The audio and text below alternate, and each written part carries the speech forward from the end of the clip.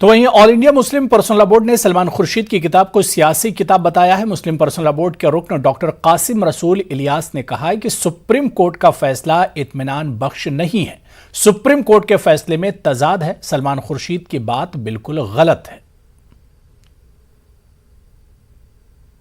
अयोध्या विवाद लगातार चर्चा में बना रहता है।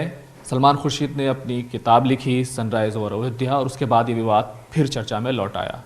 हमारे साथ हैं डॉक्टर कासिम रसूल इलियास साहब, बाबरी मस्जिद कमेटी के कन्वीनर भी रह चुके हैं। डॉक्टर साहब, जिस तरीके से सलमान खुर्शीद ने अपनी किताब में कहा कि सुप्रीम कोर्ट ने एक हल निकाला जो संतोषजनक था। नहीं, बिल्कुल गलत बात सलमान खुर्शीद कह रहे हैं। संतोषजनक नहीं था। सुप्रीम कोर्ट का जो फैसला है उसके ऑब्जर्वेशन, उसके कंक्लूजन में बहुत ज़बरदस्त कंट्रडिक्शन है। सुप्रीम कोर्ट अपने ऑब्जर्वेशन में ये कहता है कि बाबरी मस्जिद किसी मंदिर को तोड़कर नहीं बनाई गई और बाबरी मस्जिद में 1949 तक 22 दिसंबर 1949 तक नमाज होती रही बाज़ाब्ता। और ये कहता है कि 22 दिसंबर 1949 को जो मूर्तियाँ रखी गई थी वो गैर कानूनी काम था, इलीगल काम था, गलत था। फिर वो ये कहता है कि 6 दिसंबर 1992 को बाबरी मस्जिद की शहादत जो थी वो एक गलत काम था, इलीगल काम था, जिन लोगों ने किया वो मुजरिम थे। इन सब के बावजूद अपने स्पेशल पावर का इस्तेमाल करते हुए मस्जिद जो है वो मंदिर के हक़ में उसको अलॉट कर दिया। तो ये कहाँ से ये फ़ैसला संतोषजनक था? हमने तो न तो उस वक्त माना था फैसले को, न अब मानते हैं फैसले को। अलबत्ता वो ये कहते हैं कि इतना लंबा विवाद हो गया था, इतना लंबा वक्त गुजर गया था कि दोनों ही जो पार्टियां थी वो उकता चुकी थी। एक हल निकाला गया जिसको दोनों ने मान लिया। पहली बात तो ये है कि हम बिल्कुल उकताए नहीं थे।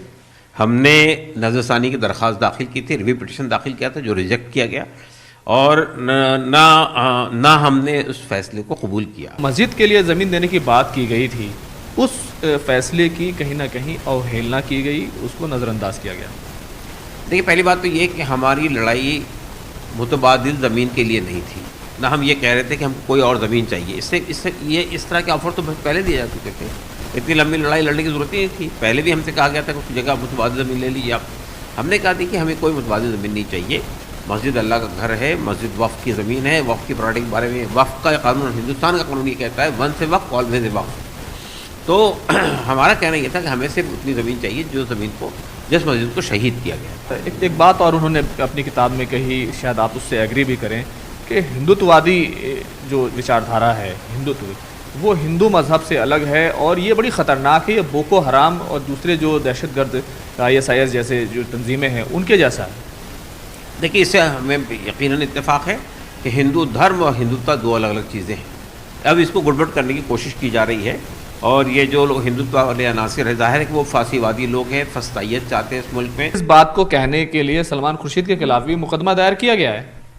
ठीक है, मैं तो ये कह रहा हूँ आपसे कि जो आदमी भी सरकार के खिलाफ आवाज़ उठाए उस पर मुकदमा दायर हो जाता है। अब आप देख रहे हैं ना, जिन लोगों ने त्रिपुरा के बारे में, यानी त्रिपुरा में जो कुछ मस्जिदों के साथ में हुआ है, उस पर सिर्फ फैक्ट फाइंडिंग टीम ने अपनी रिपोर्ट आकर दी थी और कुछ लोगों ने सोशल मीडिया पे लिखा था, तो उनमें से 101 लोगों पर यानी मुकदमा कायम कर दिया गया।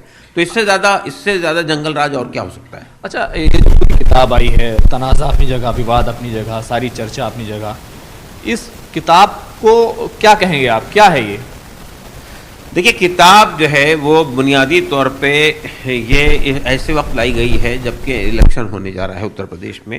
कांग्रेस के अंदर ये गट्स अगर नहीं है कि वो इस फैसले को गलत कह सके तो उससे उसकी तायीद भी नहीं करनी चाहिए। ये जो सलमान खुर्शीद साहब के ज़रिए से तायीद की जा रही है कि दोनों पक्षों ने इसे कबूल कर लिया, ये गलत बात है। सियासी किताब है। हाँ, बिल्कुल सियासी मकासद के लिए लिखी गई है और ये साबित करने की कोशिश की जा रही है कि भाई ये दोनों फरीक ने मान लिया तो हमारा क्या मसला है।